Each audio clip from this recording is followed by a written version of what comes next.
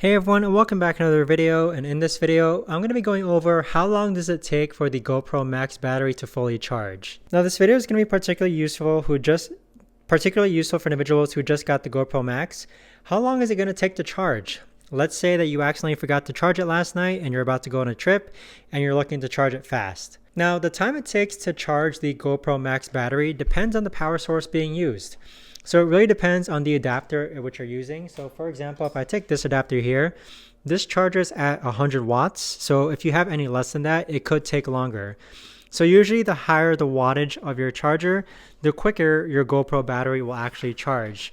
But to simply put, it can take anywhere as little as 2 hours to charge your GoPro battery or as long as 4 hours to charge your GoPro battery. And again, this really depends on the adapter or the power source in which your charger is coming from. So that right there, guys, is the best and easiest way that I know of to actually go ahead and answer how long does it take for the GoPro Max battery to charge.